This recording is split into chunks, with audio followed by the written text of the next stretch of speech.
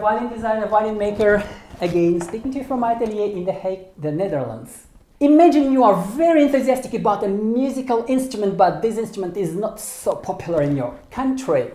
This is exactly what was happening when violoncello was born. It was brand new in the 17th century Italy. Professionals knew it. It was a professional instrument, but the amateurs didn't. Bummer, we got a problem here because the amateurs were the ones who consumed the printed music, so they ruled what gets published and what doesn't.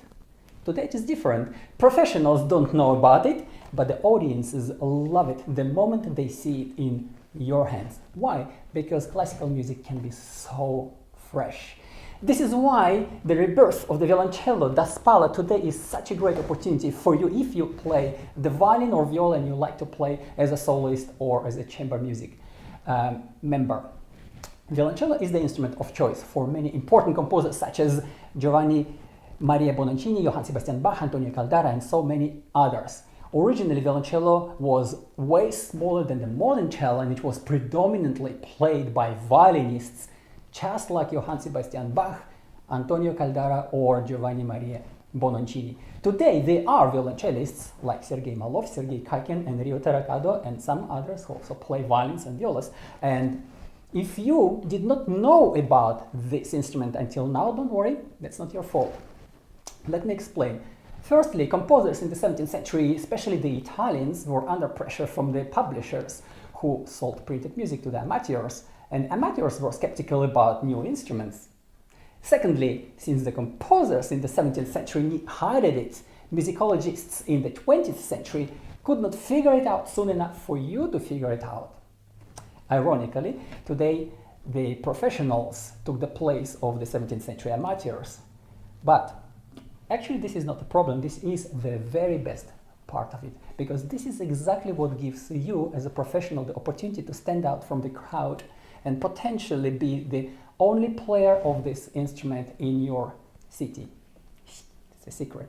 And the audience loves it, because this is an instrument of choice for many important composers, and because it is simply an amazing instrument. And if you are a violinist or viola player, you already have all the technique that you will ever need. And because for once classical music can be so obviously new. Look, maybe this is something that makes sense to you. First, today there are just too many musicians playing the same instruments, same pieces all over again and again and again. Secondly, there's just too much competition. There are so many amazing musicians. Thirdly, everybody fights, everybody for just few available spots. So why not just try to be something different? Would you, as a violinist or violist, benefit by being different from others in a very natural and obvious way?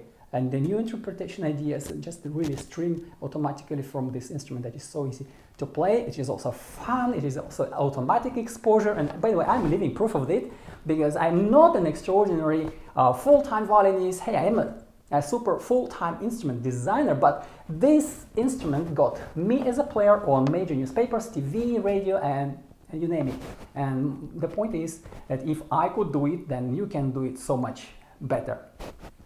The audience today is also tired of always the same pieces played millions of times in almost the same standard way, but the audience is always reacting so well to some new awesomeness, and this one has just such a rich cultural background as well. There's a history and story behind this. But that's not all.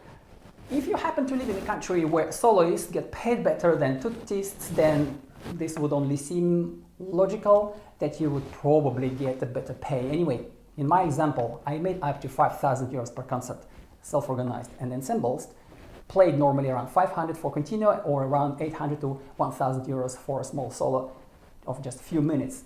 That is not too bad either. So the point is, if I could do it, there is absolutely no reason why you cannot do it too. That is my humble opinion.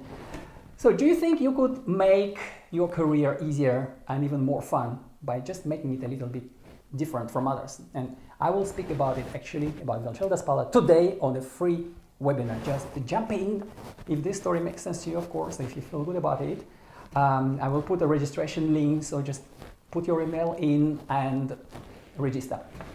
Oh, by the way, almost forgot. Instrument designers, instrument makers, welcome to learn how you can make it for the clients in your country. So if there is something that interests you as an instrument designer about this instrument, just let me know. So don't procrastinate. Registration link will be below this video. Register, and I see you in 1 hour and 15 minutes. That is at 3 o'clock Amsterdam time.